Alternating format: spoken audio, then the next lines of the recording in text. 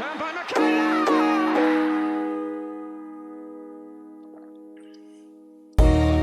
Lovely cushion header. And Gerrard! What a head, son! What a head!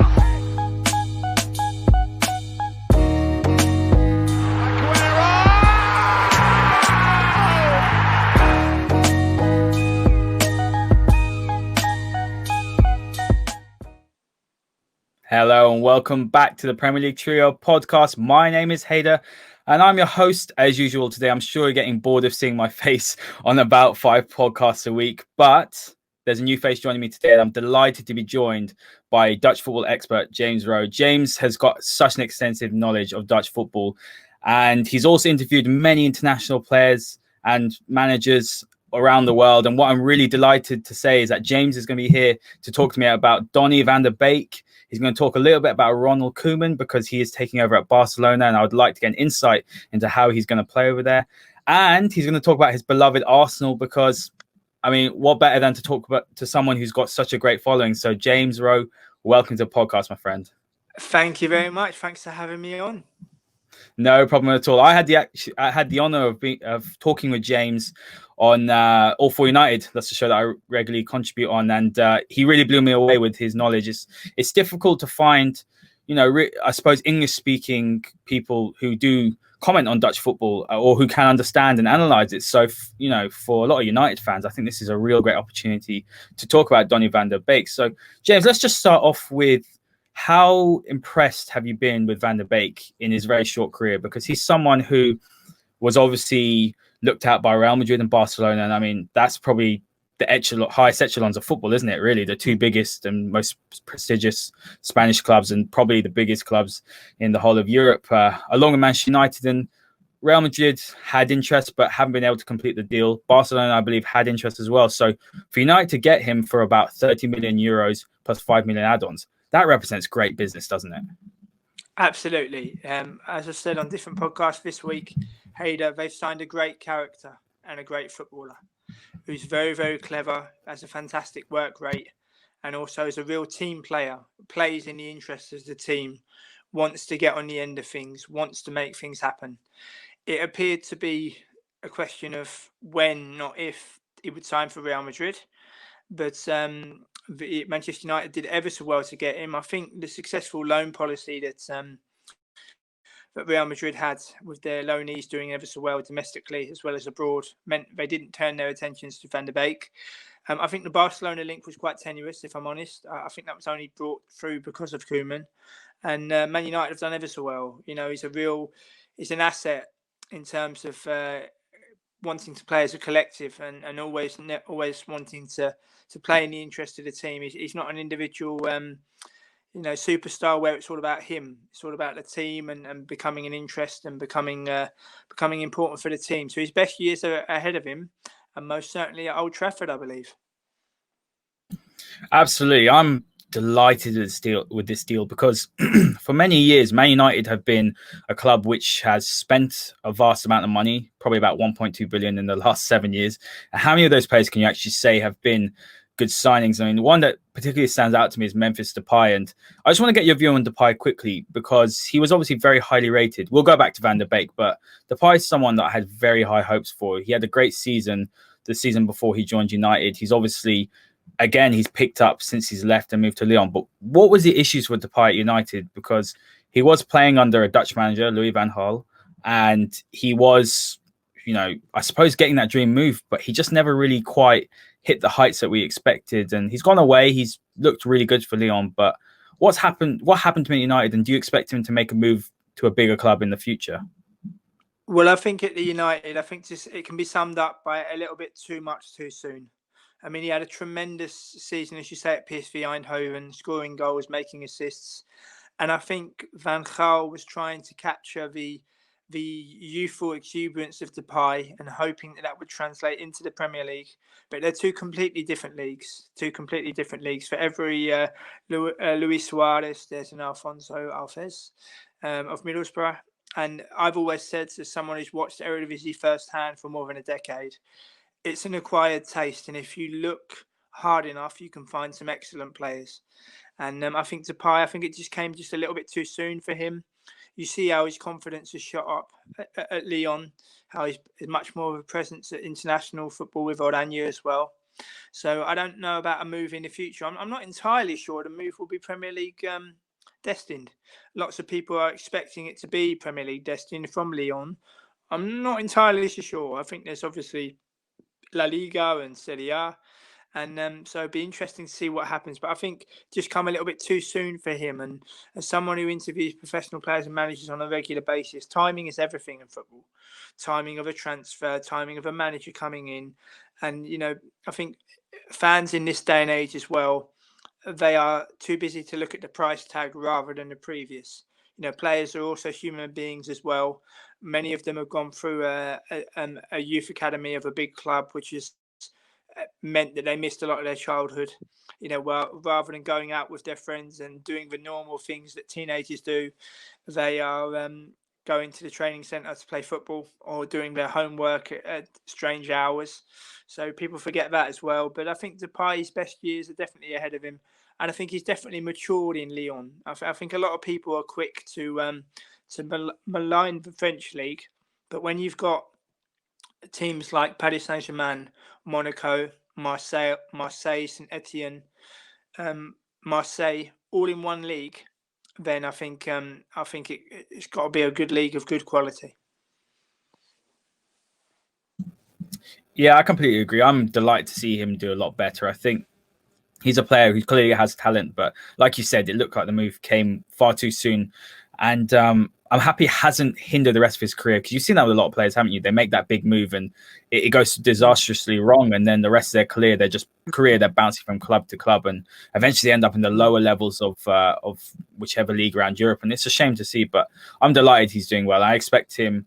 Well, I hope he replaces Jadon Sancho at Dortmund and Sancho comes to United. But let's go back to Donny Van De Beek. And something that I have been impressed with actually is Van De Beek is always a big game player. If you look at the goals he scored against Spurs in the Champions League on that great run to the semis. He scored against Chelsea, I believe, this season. Juventus as well. He's got 40 goals and 34 assists in 159 games. And something that did stand out to me again was that injury record. He's played over 30 games in the 4 seasons he's played. And that's something, it might sound a little bit silly, but that's something which is big for United fans, because we have a lot of players that do tend to get injured and they're sitting on the injury table, and it's a problem for us. But there's also talks about where he actually plays his best position. And I'm seeing today on Twitter, and this is something which I don't quite understand. I think perhaps maybe it's a lack of understanding of what sort of player he is, or maybe it's just a lack of knowledge in terms of maybe the defensive side of the game. But he can play in all 3 positions, and I think that's important. But having a midfield of Donny Van De Beek sitting deep as, like, for example, a defensive midfielder, Pogba a little further up, and Bruno, that for me lacks a lot of defensive capability. I think it's very at risk in the Premier League, especially against bigger sides, of getting exposed. So where would you say his best position is, and do you expect him to be starting regularly at Man United? Well, if we go back to the beginning, when he first broke through here at Ajax, he was playing as a central defensive midfielder. And then he had a substantial experience playing as a number 8. And then recently, and particularly in the past 2 seasons, he's attacking midfielder, where you feel his presence on the pitch, particularly in the last 2 seasons. I'm not saying it wasn't there before, but particularly in the last 2 seasons, being captain of Ajax as well, you can really see that. And I think his experience of playing all 3, I don't think that he will turn up at Old Trafford expecting to play in a specific position.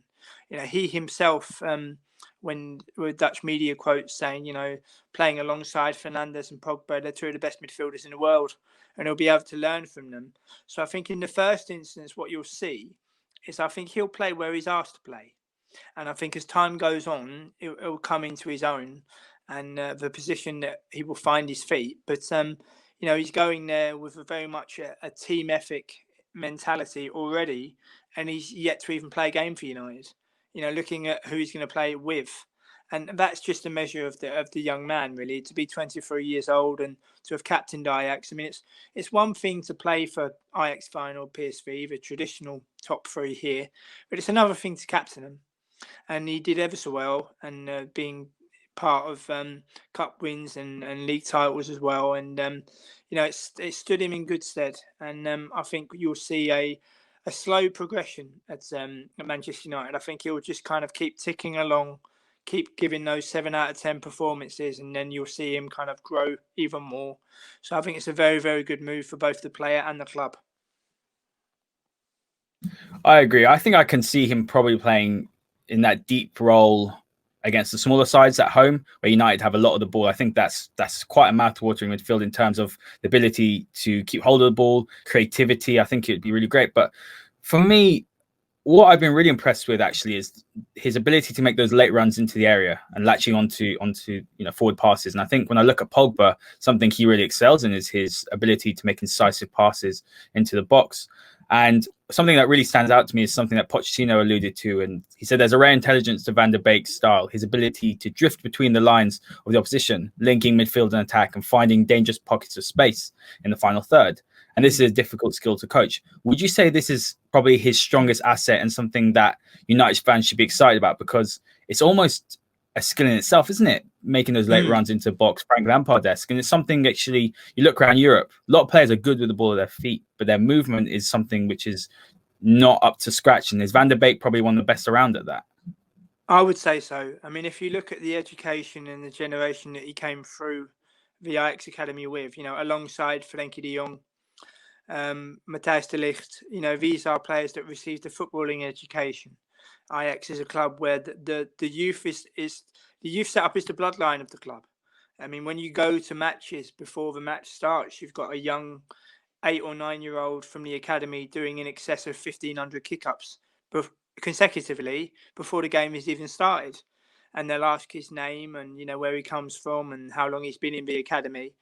And they have different groups. And the demands on these young players, the fact that they play for Ajax and the standards it upholds. I mean, I've spoken to many players that have come through the Ajax Academy and have gone on to play for other Eredivisie clubs, and they were saying that from a very young age, they're taught to respect their teammates, they're taught to respect their opponents and their coaches.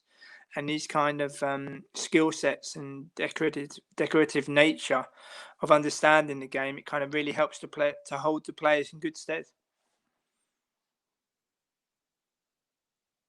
Yeah, I completely agree. Something that really stood out to me actually is the outpour of, I suppose, praise for him now that he's left. You saw the beautiful tribute from Ajax on Twitter, and you've seen fans alike. I think what's really struck me is how classy a club Ajax is. Like you're saying, it's a family club. And I do see similarities because Man United was built on that. It was built on that family club, the culture, the values.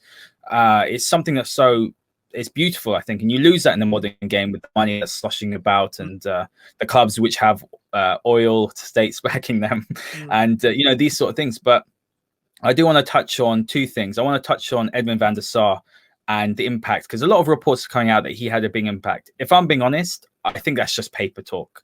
I think he would have obviously mentioned United in a positive light. But how important has Van der Sar been to Ajax's sort of rebirth? Because he came in a particularly difficult time back in, as CEO in 2016, but he was director of marketing, wasn't he, in 2012? And he took that job as CEO. He's had to learn on the job, but he's had to deal with, obviously, the tragic case of Abdelhak Nouri, which Van de Beek is also wearing the number 34 shirt in honor of him. And he's had to, in essence, return Ajax back to its values. And how well has he done doing that? And what has been the impact, I suppose, of this is the second part, of De Ligt and De Jong being able to move last season? Because that's two very key players. And was it a case of Van de Beek was upset he didn't get his move, or he's that sort of character which just put his head down and worked hard? Well, he's that character that put his head down and worked hard. They make agreements with players. I mean, they're never completely set in stone, but the players always respect the agreements that took place. I mean, last year, for example, De Ligt and Frenkie de Jong was quite apparent that Donny Van De Beek was going to stay for one more season. And I think he accepted that. And I don't think he got annoyed or upset or anything. It's another opportunity to captain a club and to show that he's got the mettle and that he wants to do it. And it kind of helped him improve even more as a player. To give you an idea as to how well Van der Sar has done, if you didn't know any better, you'd forget he was a footballer, because he, along with Overmars, take their role very, very seriously and are the consummate professionals. And when you read their comments in local media, when you hear them on the television, they are just so transparent in terms of what they have to do and what they're trying to achieve. And you can forget. It's easy to forget when you listen to them in such positions that they're in now. It's easy to forget that they were both professional footballers in their own right, and it's testament to how well they've done. And both of them in particular, they're also really enjoying the role. It's not their respective roles. They're not enjoying the roles with the hope of going to do something else. They're actually really enjoying the role and being at the games and being involved with the fans. And you say about the fans being a classy club, having watched Ajax firsthand for more than a decade, it never ceases to amaze me that when a new player comes on, whether it's a debut or coming on as sub, the fans will clap and holler and encourage as if a big superstar has turned up, because they understand the journey that those young players have been on from a very young age to get to play for Ajax. And it's just the lifeblood of the club, really, and hopefully something that will remain for a long time. You see that they are delving into the South American market. They are trying something a little bit different, which isn't necessarily a bad thing, but it's about finding a fine balance and identifying the best talent in the Netherlands and hoping to be able to sign them. And they do an excellent job, and they're a huge club. I mean, I first came here to the Netherlands as a tourist to watch my team play Ajax in 2003, and I emigrated here 2 years later. And it's funny how when I first got confronted with how big that club was, I knew who they were. I knew there was a big club, but it was only until I actually arrived here and I started to watch them firsthand that I started to see the expectancy levels of the club and how the fans expect them to always be going for titles and challenging and making headway in Europe too. That's a great answer. Yeah, it's one of those clubs though, Ajax, where I think for the older fan, I mean, I'm 25, so I didn't really get to, well, I was born in 95. Obviously, that was a very good year, I believe, with the Van Gaal. Was it 95, the Champions League victory? So obviously, I missed out for the 4-0 against, was it Milan? Yes. Yeah, it's the 1-0 win against Milan due to 1-0 win against Milan. Yeah. Yes, sorry, my mistake. But yeah, so I'm a young fan. So during my lifetime, Ajax has never been the club that it was in the 90s and earlier. You know, it was in some sense, it was the standard bearer of football on how to run your club. So for me now, since Van der Sar's come in, and obviously, look, you've got a very good manager. There's a very good manager there as well, Ten Hag, the conveyor belt of talent from the academy. But it's just such an admirable club. And I want to go back to Van der Sar quickly as well, because obviously as a United fan, wonderful player, massive fan of him, great character. That was the key for me, great character. He was someone, when you look at the defense we had when we won the 2008 Champions League final, Ferdinand and Vidic in front of him, Wes Brown was on the right, obviously Gary Neville was I believe still in the squad, and Patrice Evra. But you look at that back four and they were all great characters. But Van der Sar was someone who was always held in high esteem. United fans are calling for him to return back to United in some sort of capacity, perhaps a CEO level. Obviously, he's doing great stuff at Ajax. Could you see a case where Van der Sar does go to United in the near future?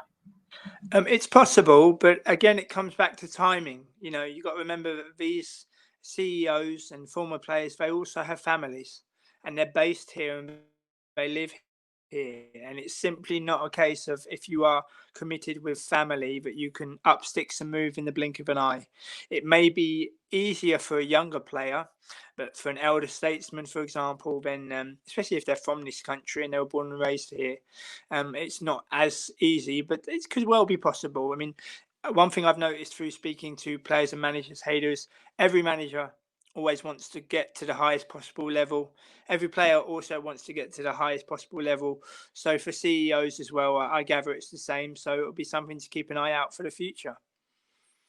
Absolutely. That's something which I would love to see maybe in the next 2 or 3 years. But let's move on now to Ronald Koeman, because I think it's an appointment which definitely surprised me in one way, only because when you look what's out there, for example, Mauricio Pochettino, I think, is a fantastic manager. I'm surprised perhaps Barcelona didn't go towards there. But obviously with Ronald Koeman's history at Barcelona, being an incredible player and understanding the club and the values and the culture that's needed, I can see why they appointed him. For Premier League fans, I think it's some sort of appointment which they're quite surprised at. You look at, he did very well at Southampton. They had an excellent Southampton side where they came fifth in the Premier League. And he moved on to Everton, and you thought, right, new backing, new owners. Marcel Brands is there as well, who's a very well respected director of football. And you believe that they're going to move forward and really challenge the top four or top six. And it was a disaster, to be honest. I think the purchases were poor. I mean, someone that really surprised me that struggled was Davy Claessens. I thought he was going to be a phenomenal player.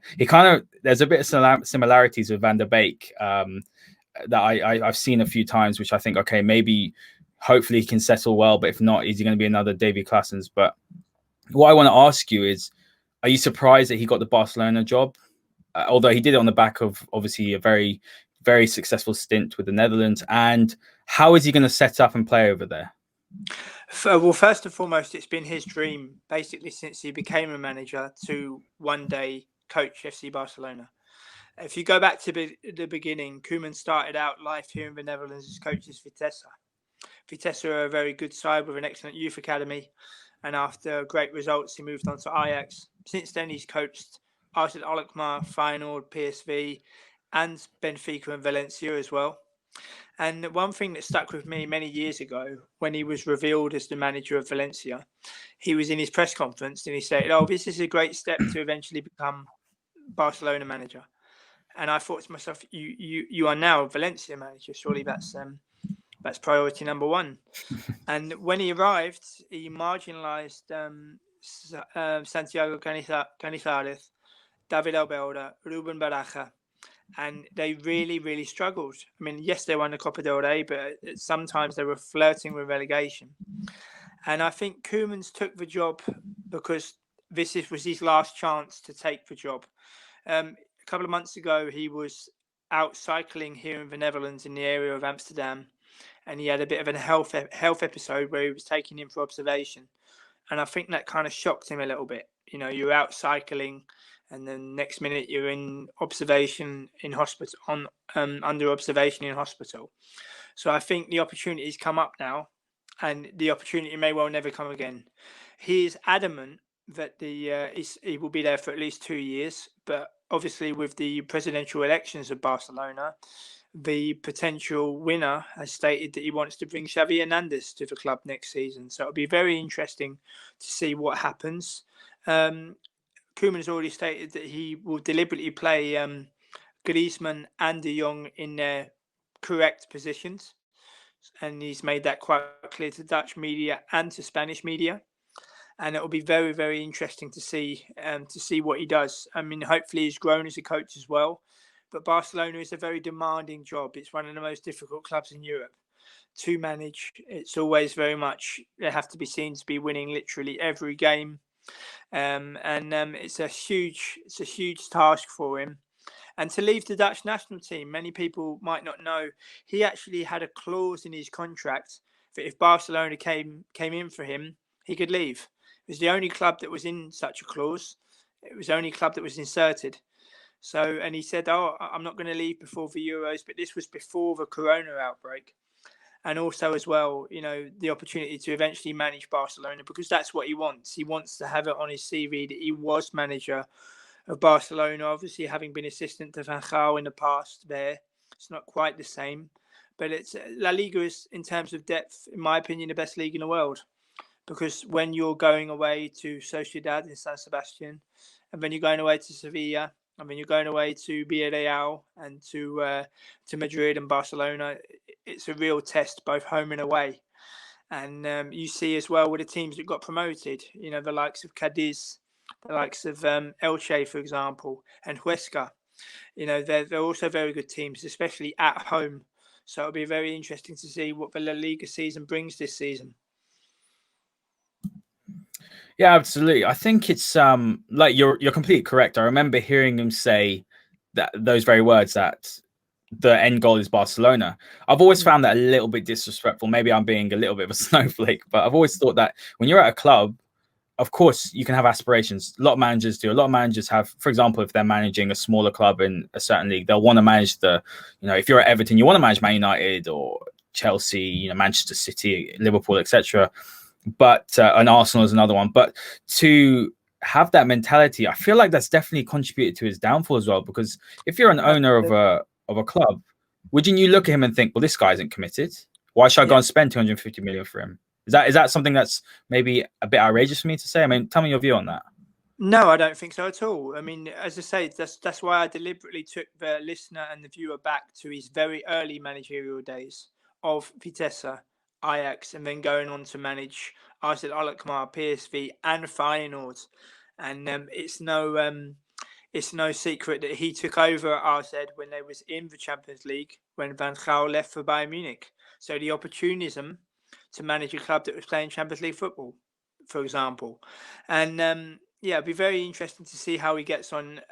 As I say, you can't plan a career. You really can't. I think the players that think that you can and the managers that think that you can, they're a little bit naive because you can't, because there are so many different facets. I spoke to Danny Cowley when he was manager of Lincoln, and he was ever so nice to send me a reply when I congratulated him when he became manager of Huddersfield. And he said on the private text message, he said, me and my brother, we're really looking forward to the challenge. It's been really, really busy. And they were only there for 10 months. And then you have a chairman saying that we're going to take a new vision now and we're going to do something different. Danny Cowley remains, along with his brother, one of the best young managerial duos in the whole of English football. So the club will be lucky to have him, but therein lies the opportunity to manage Huddersfield and leave Lincoln for Huddersfield, and then for it to be such a short stint. It's not his fault, of course, but I think some chairmen, I think they see the bright lights and they see the recognition and they think, oh, I wouldn't mind a little bit of that, but they're not on the pitch playing, are they? And there's a famous saying, the best referees. The best referees, you never see them, you never notice them. And it's the same with chairmen. The best chairman, you never notice them. And you never read about them, never hear about them. I mean, Arsenal, for example, years ago when we had the likes of David Dean, Danny Fisman, Peter Hillwood, was completely world away to what we have now. And obviously the landscape has changed. But it just goes to show how football has changed as well in that respect. Absolutely, that's a great answer. Before we move on to your beloved Arsenal, let me ask you a question. Maybe it's difficult to say, a two-parter, because I know you've interviewed a lot of really well-connected people, managers, players, etc. What is Ronald Koeman's reputation around, sort of, from what you've heard, or from, you can also deduce your own opinion? I don't really hold him in that high esteem as a manager. As a player, he was obviously phenomenal. And do you think he'll be a success at Barcelona? Well, I think he's very much an opportunist. Very much an opportunist. Obviously when starting out at Vitesse and then going to Ajax, managing Arsenal when they was in the Champions League. When he left Feyenoord, there was rumours of Barcelona, and he turned up at Southampton. He also managed Benfica, who are a gargantuan club, an absolutely massive club. And I remember seeing a Dutch media piece many years ago where the Dutch media went to Lisbon to speak to him. And they said, oh, how's your Portuguese? How do you address the players? He said, no, I speak Spanish to them. And I thought, but surely, the manager of Benfica has a responsibility, like the manager of Sporting or like the manager of FC Porto, to have a command of Portuguese, even though it's not very good.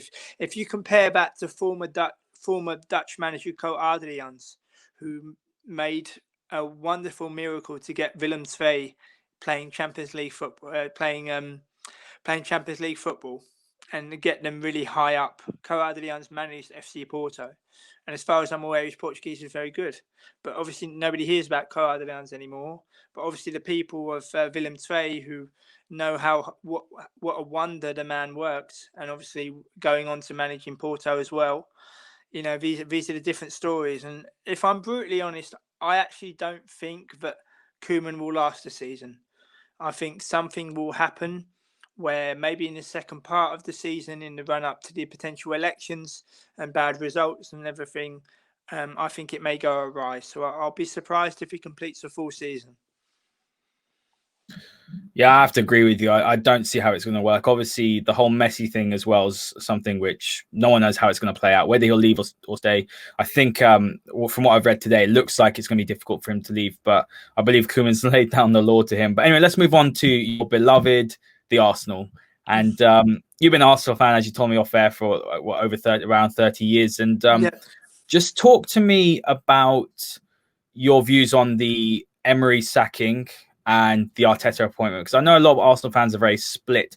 At the time, I think my brother's an Arsenal fan as well, so we talk about this a lot. But at the time, I thought, okay, I'm not sure about this appointment. It seems to me that they're appointing him because perhaps Arsenal couldn't get their top choice manager. It seemed like a massive risk. I think Emery probably had to go. It just wasn't really the right fit.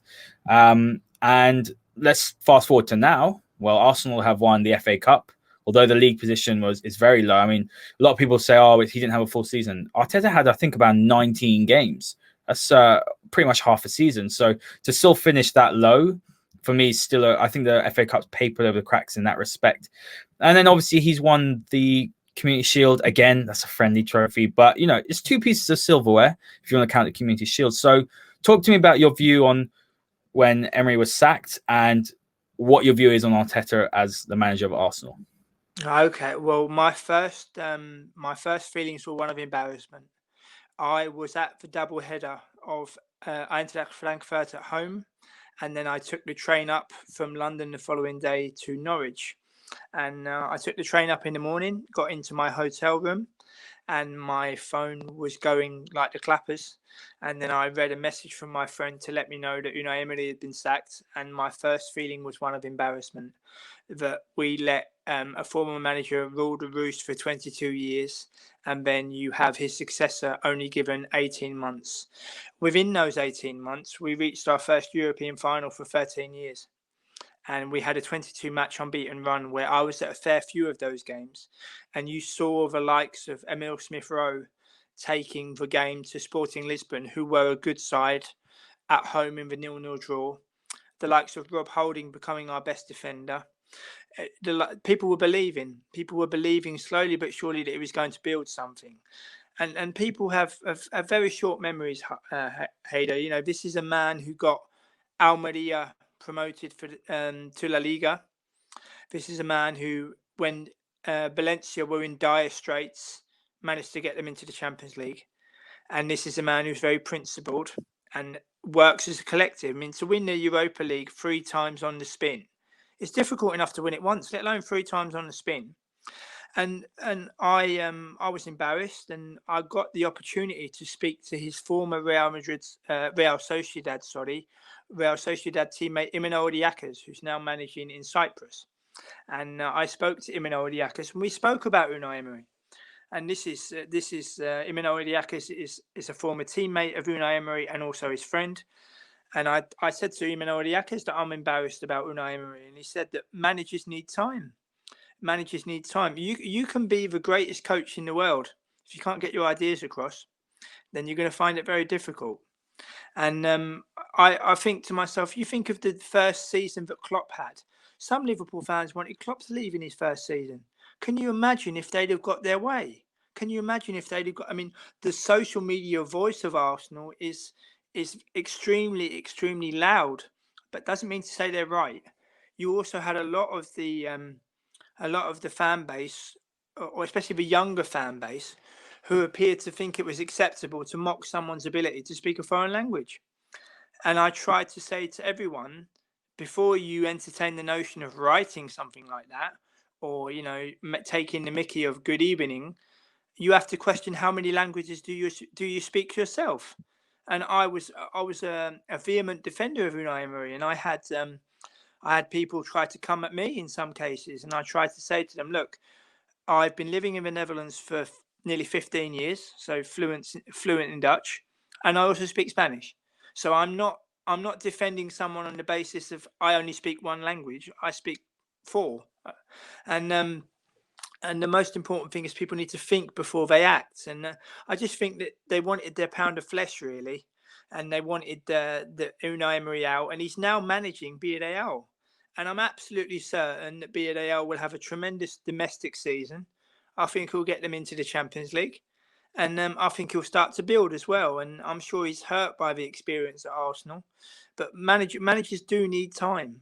People forget, Haider, what a difficult job being a football manager is. People really do forget it. And it's not just simply the case of picking 18 names in a squad and sending them across the white line. You have to think of everything. You have to think of the contract situation, players that have maybe not have played, for youth players. You literally have to think of everything. And so I think some people do underestimate what a difficult job it is. To touch on the aftermath of Unai Emery, I advocated Chris Wilder becoming Arsenal manager. And I was maligned in some cases and criticised in some cases. But I gave the following reasons, Haider. And the first one was, if you look at what Chris Wilder's done, even in his days at Northampton with the record points total, and what he's achieved with very, very limited resources. I've also spoken to 3 players who have played under him, and they speak so highly of him. The first one was Richard Stearman. The season before Sheffield United came up, and I spoke to Richard Stearman the previous November, and I asked him about Chris Wilder specifically because I knew about Chris Wilder, and he said, "I'll tell you what, James, I've never known anyone to stand in front of a group of players and motivate them to the best of their ability, including subs, where everyone is willing to fight and everybody's willing to fight together." I then followed that up by speaking to Sam Deering, who played under Chris Wilder at Oxford. And Sam Deering, on the eve of the season, broke his leg. And he thought, I'm bound to be I'm going to be left out. I'm not going to be valued. And Chris Wilder said to him, he said, "Look, you've had a huge knockback. We are going to give you the best treatment we can give you. We are going to look after you. We are going to help you. And you will come back to become a key player in our promotion push." And he was. And Sam Deering even said, those words of encouragement, really, really helped him. And then finally, I spoke recently to current Shelbourne manager Ian Morris, who worked under Chris Wilder and Alan Neil, the assistant of Chris Wilder, at Northampton. And Ian Morris even described Alan Neil as a great thinker who helps players with their education. And Ian Morris suffered an awful injury where he dislocated his kneecap. And in the words of Chris Wilder, it was the worst injury he'd ever seen. And Ian Morris was absolutely distraught. He was fearing for his career. He was worried about the livelihood of his family, having a young family. And Chris Wilder said, "Look, this is the worst injury I've ever seen, but we are all going to stick by you. We're all going to make sure that you're going to be looked after, and we're going to aid your recovery." And Ian Morris managed to get back on the training pitch. And the first time he got on a training pitch, all these players, all these teammates gave him a round of applause, including Chris Wilder. He gave a roaring speech about, look at the example this man is to come back from such an awful injury and be part of this squad and be part of our promotion push. And these are the qualities that people don't hear and people don't see. And I look at the qualities of Chris Wilder in particular, and that is why I wanted him as manager of Arsenal Football Club. Because when I listen to him, he's not just clear in terms of the English language, he's also clear in terms of football knowledge. And there's a lot of Arsenal fans, specifically younger fans, that don't really understand the game. And all they want to do is judge a player on a price tag, not on previous or what they've achieved before. And what I was hoping is that if we was to employ somebody, it would help like that. It would help to heal the rift between the fans of some thinking that they are better than others. I mean, I put out a tweet on the night that Gabriel signed, and I put out a tweet that said, as regards to the news of Gabriel Magalhaes, this comes at a cost of the youth team. The likes of Mark McGuinness and Daniel Ballard, they will now see their path blocked, in my opinion. And then I said, where did Kevin Campbell, Rocky Rocastle, Tony Adams, Paul Davis, where did they all come from? I went to the cinema, and when I come out of the cinema, that tweet that I'd sent had been retweeted over 100 times, liked over 100 times, and commented on over 150 times, the majority of which were extremely rude. I don't read my comments, so it doesn't bother me. But obviously, when you're scrolling down from different notifications, you kind of, your eye roams. And I thought to myself, people are entitled to their opinion, Hader, but I'm not being funny. These people that have given the rude opinions and the rude answers back, they're not interviewing professional players and managers like I am, are they? Whereas you've got to look at the other side of things, where for a young player, the journey of a young player, it can be decisive. I mean, you take Zach Medley. Zach Medley of Arsenal is now currently on loan at Gillingham. Zach Medley under Unai Emery was playing European football and was on the bench for Premier League games, and now he's on loan at Gillingham. What must be going through his head? You know, that 1 minute you're playing European football, 1 minute you're in contention to play in Premier League games, and the next minute you are loaned out to Gillingham. It's the same with Daniel Ballard. Daniel Ballard made five goal line clearances last season. 5. And did very well on loan at Swindon before he had a knee injury. These are 2 defenders. Hader, if these 2 defenders played for Ajax, they'd already be in the first team. And this is what I mean about, we live in a world with a global pandemic. Some people are struggling. Some countries are struggling. And I think certain clubs have a responsibility to not waste money. And I look at Gabriel's previous, Dynamo Zagreb, Troyes. And then all of a sudden, he's good enough for Arsenal. Pablo Mari was playing for NAC Breda here in the Dutch First Division, captain in the club, and now he's playing for Arsenal. So this is what I mean about previous. A lot of people in terms of Arsenal are very much judging it by the price tag. And in the case of Willian as well, Willian is a winger. And as you get older, you lose your pace. Arsenal are playing Willian a king's ransom every single week. Who's to say that we're not going to have the same situation as Ozil in a year or two's time? And so this is what I mean. I mean, I was an advocate of going through the youth setup with a fine-tooth comb, giving the likes of Medley, Ballard, McGuinness, Smith Rowe squad numbers. I'm not talking about playing them in the Premier League. I'm talking about making sure that they know that they're quite close and they'll be in contention. But unfortunately, my club that I hold so dear and love so dear, we seem to be in a situation where the people with the loudest voice seem to get heard.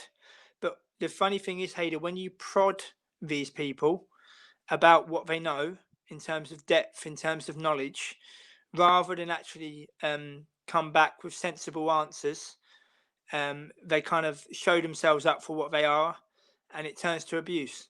And I think to myself, no, you just kind of leave that to the side. I mean, to finally finish on my point, I think Arteta is doing very well. Delighted to have won the FA Cup for a 14th time. The Charity Shield as well. He's doing an excellent job, but there is an awful long way to go, and there's still a lot of hard work to be done. And I know predictions are very premature, even in this time of the season. But if you're asking me where I think Arsenal will finish next season, I think Arsenal will finish between 7th and 9th.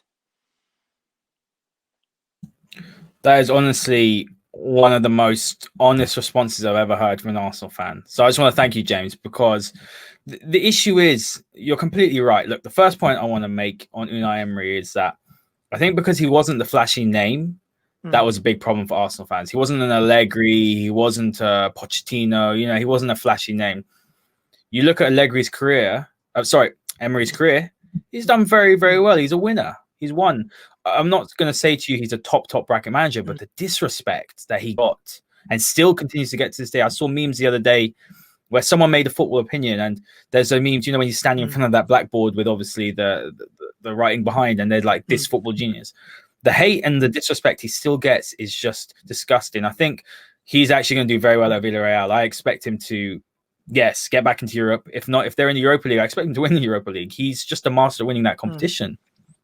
And people are, he went to obviously PSG and he did okay there. He doesn't have the players that they have now, but he did very well. The second point I want to draw upon, which I completely agree, is the mocking of his English and his accent. It is just utterly unacceptable. Mm. And that's the problem with the modern football fan nowadays, or even society nowadays, that how many look, I'm born and raised in the UK, my parents are as well, but my family is Indian and Iranian, so I can understand a few languages, but the fact that there's this perception in the UK, people in the UK don't speak other languages. They don't know how to go and speak Spanish and Dutch. Now, it's amazing that you can speak 4 languages. So for someone to come in and he pretty much learned it so quick, but to mock him, it's just disgusting. That was something I always had an issue with, and I never found it funny. No. Moving on to Chris Wilder, the point that I really actually has given me a bit of a light bulb moment is when you said, obviously, they look at people like Gabriel and Pablo Mari. My brother's an Arsenal fan. He was like, "Oh, we've signed Mari. I'm happy." I'm like, "Do you know anything about the player?" He was obviously not good enough. He was playing in the Brazilian league. And when I spoke to a South American journalist, Simon Edwards, I'm not sure if you know him, and he I know. And he gave such a fantastic sort of overview on Brazilian football. He said that anyone with half decent managerial sort of tactical acumen can go over there and win the league very easily in the Copa Libertadores, because he said that defensively, like, they're just a shambles. So he's saying to see someone like Mari at Arsenal, it's mind blowing. He says he's not good enough. So you see people like Mari, even Gabriel. From what I've seen with him, I do like him. You may be better placed to judge, but you're right. When you look at their past, it's nothing to shout about. But yet people won't look at Wilder because of his past. It doesn't make sense.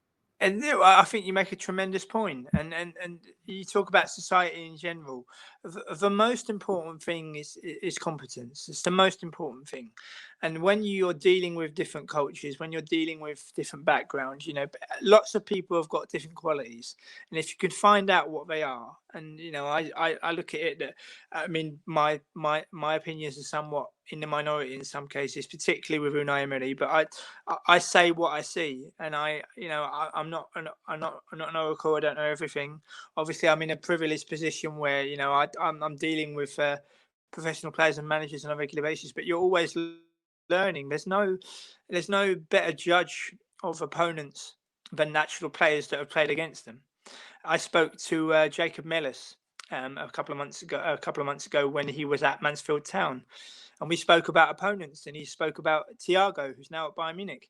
He said, I used to play against him in the youth setup at England, and we played Spain. He said, and the man was just absolutely amazing, just absolute crazy feat and wonderful technical skill. And he was speaking about Brendan Rodgers as well. In the youth setup at Chelsea, the training sessions that they would put on, and this is what I mean about the history and what's gone before, because a lot of people don't really hear about these things. And from my point of view, whenever I'm writing a piece about a player or a manager, even in the women's game as well, it's important from my point of view, also with podcasts, is to tell people things they might not already know, and to give them a little bit of an insight as to something different. Like, I was on a podcast last night, and they asked me about Van Gaal's time at Manchester United. And I told them that not many people will know that before Van Gaal broke through here at Ajax, he went for a job interview to manage Dutch side at Rode, who are now a Dutch First Division side, but they were a well-established Dutch Eredivisie side for many, many years. And this was in the early 90s. And Van Gaal literally went to the job interview with a massive, huge dossier. And the chairman and the board, they were so taken aback. They thought to themselves, if we give this man the job, what on earth is going to happen? So for people that think that Van Gaal only ever knew success, I mean, he's one of the finest Dutch football managers of his generation. But as I say, the little nuance is that he went for a job at Rode, and unfortunately he didn't get it. And you see how you've got the good and the bad of going on to become one of the best managers of his generation. So it's just nice to give little pointers and little bits of information like that, really. Well, absolutely. I've learned so much on this podcast. I'm conscious of time, James. We've got 5 minutes left, but talk to me about what you think Arteta's done well. Talk to me where he needs reinforcements and who realistically can come in, because I think Arsenal obviously don't have a lot of money to spend, not because they don't generate it, because obviously there's the ownership issues. Yeah, talk to me about the owners as well and your view on that. Well, I'll start with Arteta, where I think he's organised a lot more. I think he's deliberately related to the players. The players have become more receptive. I think what he's got to work on is anticipation a little bit more in terms of not necessarily cup games, because we've been very successful in cup competitions, but also the league. For example, I was at Arsenal Sheffield United back in January, and Chris Wilder made 3 subs, and it was like a boxer chipping away in an opponent's body. It was, every sub gave Chris Wilder and Sheffield United the opportunity to go and get something out of the game. Each sub had that little bit more impact, and they drew the game. Sheffield United, they could have easily won the game, and Arteta had no answer to that.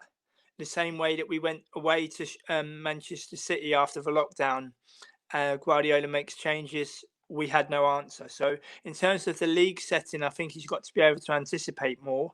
In terms of the owners, when you have an owner who's quite clearly his number one priority is the LA Rams, it's not Arsenal. I think long term, it's not the greatest going forward. I think the richest man in Africa was interviewed recently, and they asked him about his quest to buy Arsenal, and he said, "Yeah, in 2021, I'm going to try my best." And they said, "But why in 2021?" He said, "Well, I'm a businessman and I've got other commitments first and foremost. So it'll be interesting to see what happens then." And in terms of players, I'll give one example. Todd Cantwell is a player I rate very highly who got relegated with Norwich. I've rated him since his first loan spell here in the Netherlands at Fortuna Sittard. He played a key role in getting Fortuna Sittard promoted to the Eredivisie for the first time in 16 years. And you could tell that he's a very cultured player. He's a really, really good player.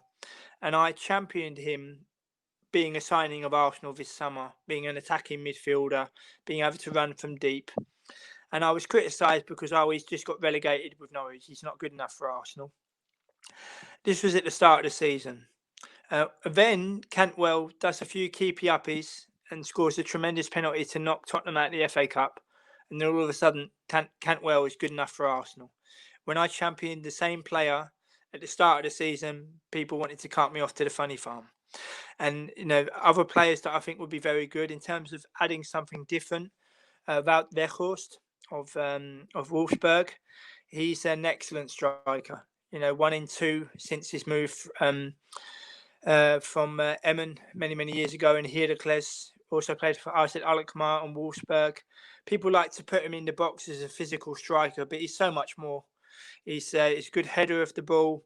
He's got a tremendous work rate. He's got an eye for a pass, and he's been criminally underused at international level. You take the Nations League, for example, where the Netherlands lost to Portugal. In that game, the Netherlands needed someone like Wout Weghorst. So I hope that the next Dutch manager, whoever he may be, really does take and make Wout Weghorst a regular part of his squad, because he's very much an underrated striker. It's a fascinating insight. I'm definitely going to have a look more into him. But James, this is all we got time for. Tell the listeners where they can find your great content.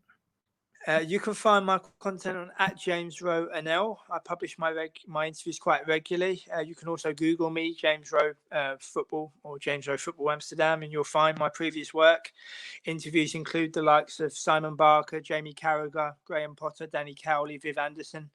So there really is something for everybody. And there's a few interesting interviews coming up with the likes of Chris Bart-Williams, Paul McVeigh, and John Heron as well, played for Celtic. So interesting interviews coming up, and always keeps me busy. Absolutely. What we'll do is we'll chuck your @handle at the outro, and we'll put it in the description below. But James, it's been an absolute pleasure. I know we spoke about this early on in the week, but I've honestly learned so much. It's just been so interesting, and I'd love to get you back on the podcast and we can talk about a few other topics, because you've got such a wealth of knowledge. So thank you very much for coming on the podcast. You're more than welcome. Thank you very much for the kind words, and I look forward to joining you again in future. Absolutely. And to all the listeners, make sure, please give James a follow, because like I said, it's just got a wealth of knowledge. Make sure you like, subscribe, retweet this podcast, because it's just been brilliant. And we'll see you on our next podcast.